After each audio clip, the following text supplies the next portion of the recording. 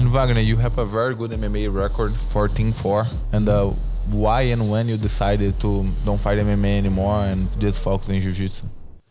I took the step forward in 2017, right before the ADCC trials. I remember going, you know what, I'm going to take a break and in training for MMA, and I'm going to focus on nothing but grappling. I'm going to take, I had a strategy when I was fighting. I had the same strict plan of training. I was like doing certain amounts of days, a certain amount of things, and kind of balancing my system, making sure that it was right for my, for my future in MMA. And when I decided, I was like, man, I'm really going to take the next 6 months of 2017 and just focus. For how many years you was like working a lot with MMA? From 2009 to 2017. So a lot of years. Yeah, a lot of years. I focused a lot of years on that. Yep. And meantime, I was competing in jiu-jitsu. Like you said, I won 3 ADCC trials. But I didn't have the success I wish I had in the earlier Worlds tournaments. I lost first round in Barcelona.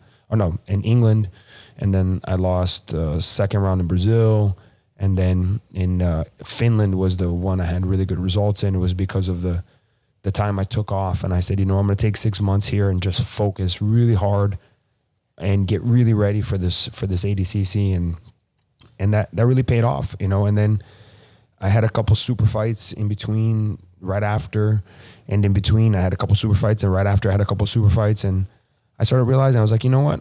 I'm almost making the same amount of money fighting MMA that I am doing jiu-jitsu.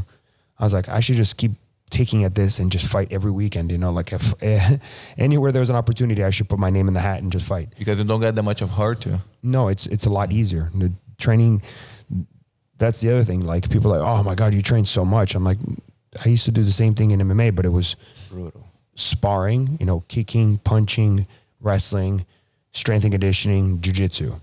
Now I'm doing strength and conditioning and jiu-jitsu, strength and conditioning and jiu-jitsu. Mm-hmm. So my focus is turned towards what's easier, the easier of the three. And it's a piece of cake if you really look at it. I mean, some people think it's hard. I'm like, I don't think it's that hard. It's, for me, it's much easier than what I used to do.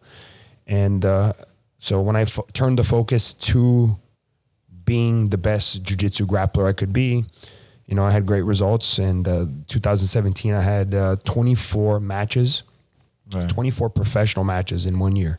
Wow. Yeah. And then in 2000, I looked at this like recently. That's why I remember it. 2018, I had 22. And then 2019, I had 21 or 2. It was like about the same. And then 2020, I had 16. When 2020 was during coronavirus. Yeah. And this year I already have 6, and we're halfway into the year. And what's the most crazy then, like you said, in 2015, you was not even training that much jiu-jitsu, was focusing more MMA, and you went there and you lost second round, but you beat like Romulo Barral on the absolute and was like the former champion. Yeah. The former champion on the weight class above me. Exactly. And like, how was that? What's been your most difficult loss, and what did you learn from it? To answer Andrés' question, that, like I said, it was all heart, every time I went to fight, it's always been all about heart, So I didn't have to be the best jiu-jitsu guy, but I knew I was physically and mentally the toughest anytime I step on the mat. And he was a lot smaller there. And Romulo was like, I remember I was there watching, and Romulo on the first day, he did the awesome. He submit Craig John, and submit another guy like this. Yeah. And after he lost to Rustan, yeah, and he went to the absolute and he lost to you. And I see you, I'm like, I know who Vagner Rocha it is, but I was really not expecting Romulo Barral to lose to you on the time, and he was a lightweight. Yeah, it was a good win. It's always been one of those that I've always been happy with because I always looked up to Romulo. Romulo was probably one of the best guys in the world for a long time. He was either number 1 or number 2 for a very long time. Behind Hodger, he was number 1, and, for me to go out there and compete against a guy like him, that 2015, between that and the next ADCC was the bridge that I closed, that I put my mind to focus, Cyborg said that to me in one of the ADCCs, like, I was upset, and he's like, man, what are you upset about? And I'm like, I didn't do what I know how good I am. I didn't perform to my best. And he's like, man, think about everything you do and how spread you are everywhere. You fight MMA, you do this, you got a family, you got business, you got this.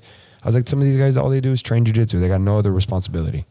And I'm like, that's true. I was like, and then I thought to myself, like, what if I cut out one of these things? You know what I mean? And it change, And that was your first time competing in Brazil? That was my first jiu-jitsu competition in Brazil. Yeah.